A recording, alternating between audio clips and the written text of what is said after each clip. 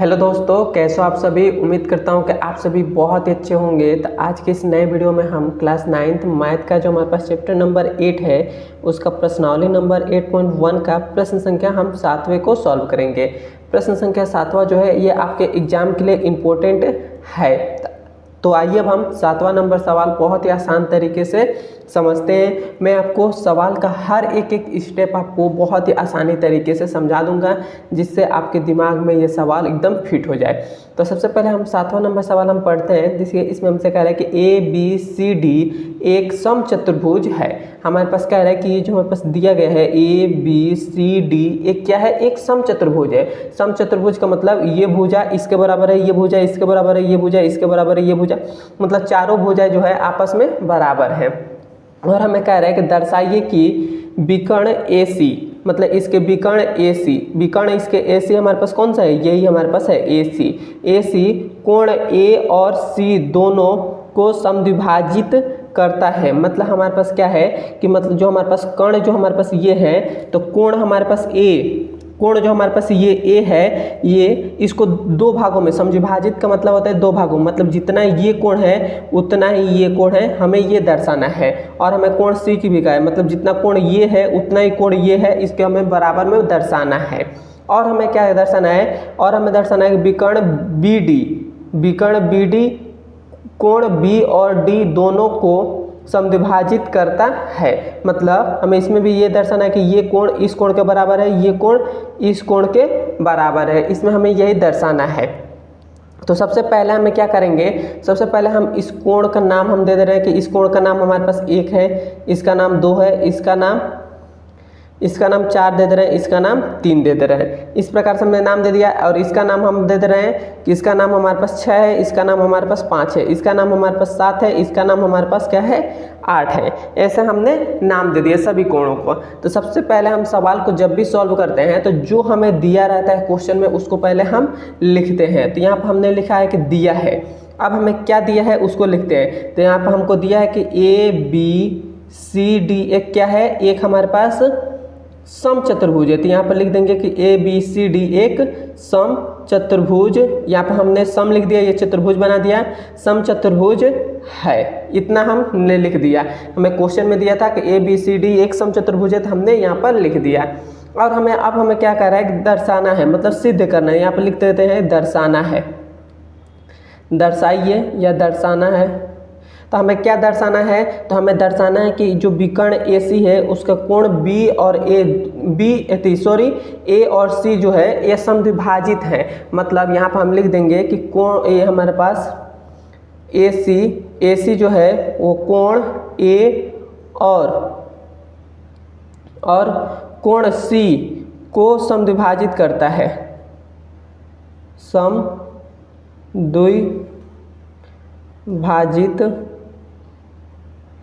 समद्विभाजित करता है। इतना लिख देंगे। उसके बाद फिर से और हमें क्या दर्शाना है, ये तो हमें पहला नंबर पर दर्शाना है। और दूसरे नंबर पर हमें दर्शाना है कि विकर्ण BD है,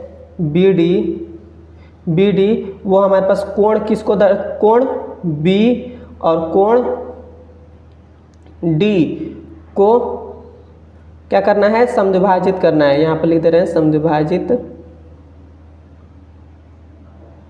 समद्विभाजित करना है। इतना हमें क्वेश्चन में हमको दिया था तो हमने लिख दिया। अब हम इसको समद्विभाजित कैसे करेंगे, तो सबसे पहले आप यहाँ पर ध्यान से समझेंगे। इसमें हमें पहला नंबर पर कहा है कि जो विकर्ण AC है वो हमारे पास कोण A और कोण C को समद्विभाजित करना। मतलब जितना हमारे पास कोण A जो है इसको 2 बराबर हिस्सों में बांटना है, और कोण जो हमारे पास C है इसको भी 2 बराबर हिस्सों में बांटना है। मतलब कोण 1 है वो कोण 2 के बराबर करना है, और कोण जो 4 है कोण 3 के बराबर करना है।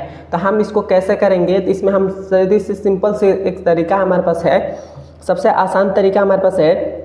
यहाँ पर हम त्रिभुज ACD को ले लेते हैं और सर्वांशम कर देंगे किसके, त्रिभुज ACB को सर्वांशम कर देंगे। तो यहाँ पर हम लिखेंगे कि उपपत्ति में कह सकते हैं या लिख सकते हैं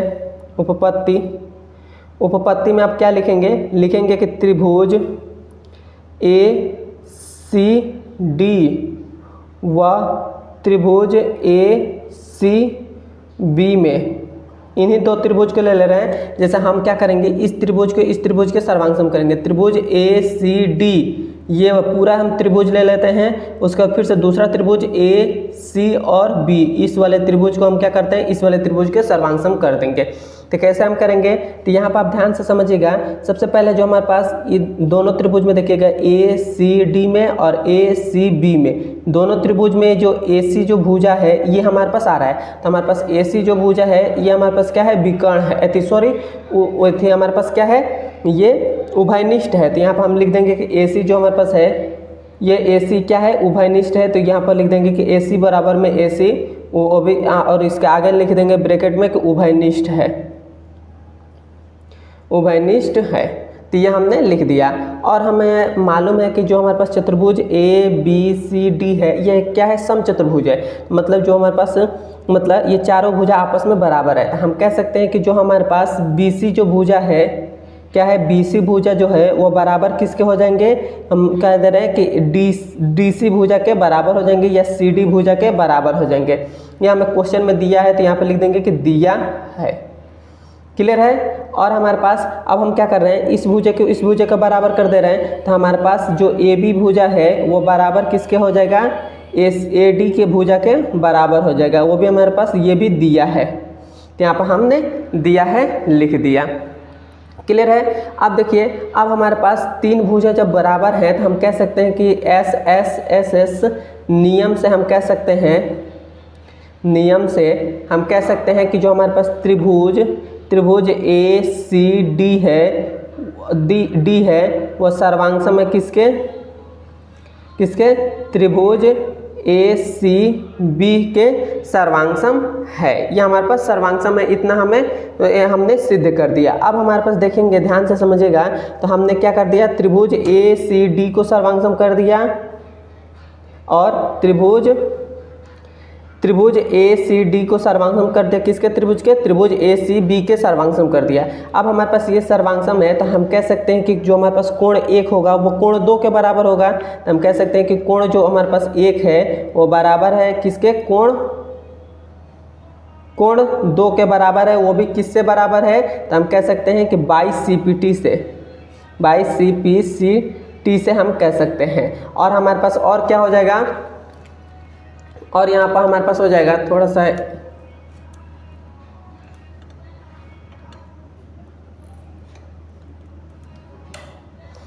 और हमारे पास यहाँ पर हम कह सकते हैं कि कोण जो हमारे पास 3 है वो बराबर किसका हो जाएगा, कोण 4 के बराबर हो जाएगा। वो भी किससे, तो बाई CPCT के नियम से हम कह सकते हैं कि ये भी बराबर हो जाएगा।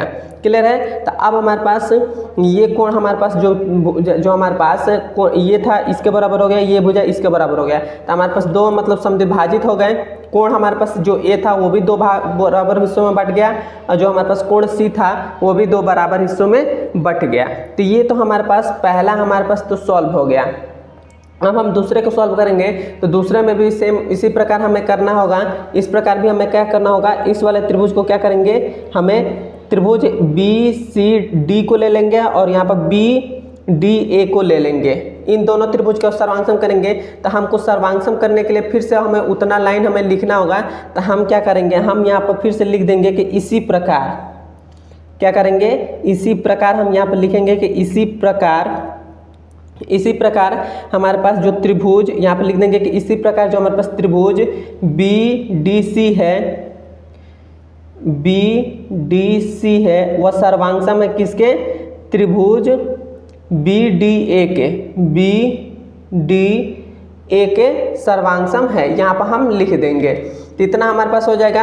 अब है हमारे पास सर्वांगसम है तो ये हमारे पास क्या हो जाएगा, कोण जो हमारे पास 5 है वो कोण 6 के बराबर हो जाएगा। तो यहाँ पर कोण 5 होगा, वो कोण 6 के बराबर होगा। वो भी किससे, तो बाई CPCT नियम से बराबर हो जाएगा। और जो हमारे पास कोण 7 है वो हमारे पास कोण किसके बराबर हो जाएगा, कोण 8 के बराबर हो जाएगा। वो भी किससे, तो बाई CPCT नियम से बराबर हो जाएगा। तो मैं आशा करता हूँ कि आपको ये दोनों हमने सिद्ध किया, ये आपको समझ में आ गया होगा।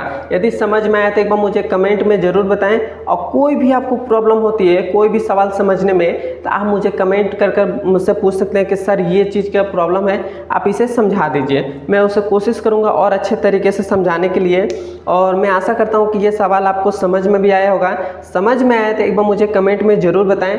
अब हम मिलते हैं इसके अगले नंबर वीडियो में। धन्यवाद।